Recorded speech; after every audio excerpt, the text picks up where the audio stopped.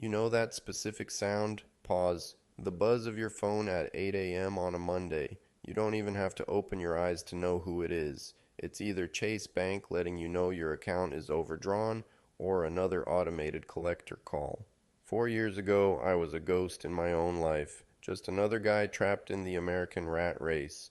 I was working a dead-end job, pulling 50 hours a week for pennies. I had a mountain of debt, $15,000 in student loans and another $19,000 maxed out across credit cards. Total debt, sigh, $80,000. But the worst part, it was what the stress was doing to my family. My marriage was falling apart. The constant whispers about bills, the heavy silence when you can't even afford to take your kid to a movie. You stop feeling like a man, you feel like a failure.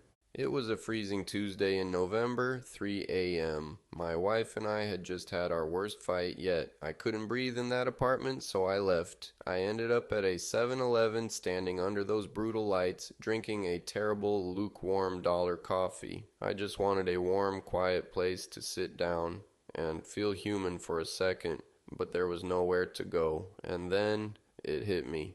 In every major city, there are thousands of people awake at 3 a.m. Nurses, Uber drivers, tech guys, stressed out students, the midnight crowd, and all of us had nowhere to go to just exist in peace. The idea was crazy. A speakeasy coffee oasis. A late night cafe operating strictly from 9 p.m. to 6 a.m. Low jazz, dim lighting, zero judgment, a sanctuary. But there was a massive problem. My credit score was a miserable 520.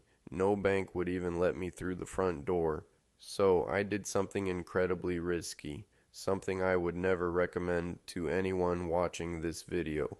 I took out 3 predatory online loans. I scraped together exactly $15,000. If this failed, I was looking at total financial ruin. I found a small neglected basement space.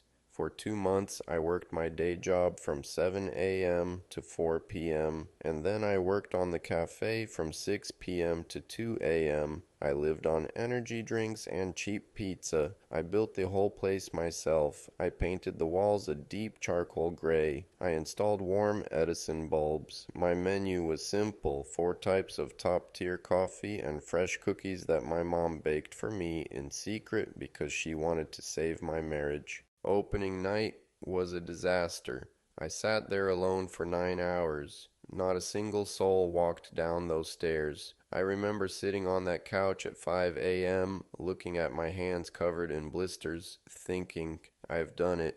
I've officially ruined my life. But on the second week, a guy walked in around 2:30 a.m., an exhausted cybersecurity analyst. He ordered a latte, sat in the corner, and worked until dawn. Before he left, he looked at me and said, Man, this place is a hidden gem. That morning, he posted it on Reddit. The next night, 5 people walked in. By 2:30 a.m., all 15 seats were full. By the weekend, there was a line stretching up the basement stairs and down the block. By month 3, the cafe was generating $12,000 a month in net profit. I handed my wife a folder with all loans paid off in full. We didn't say anything. We just held each other and cried. The weight was finally gone. Fast forward to today. That single basement spot blossomed into a franchise. 5 late-night locations across the East Coast. They generate mid-six figures annually. So, why am I telling you this story anonymously, without showing my face? Because my face doesn't matter. I'm nobody special. I want you to look at yourself. If you are watching this video right now from a dark room, drowning in bills, feeling like you're letting everyone down, remember one thing. The market is full of businesses catering to the bright daylight, but there is a massive, lonely world that only wakes up when the sun goes down. Sometimes your financial freedom is hiding in the exact dark places everyone else is too tired to look into. Don't give up on your midnight pause. I'll see you out there.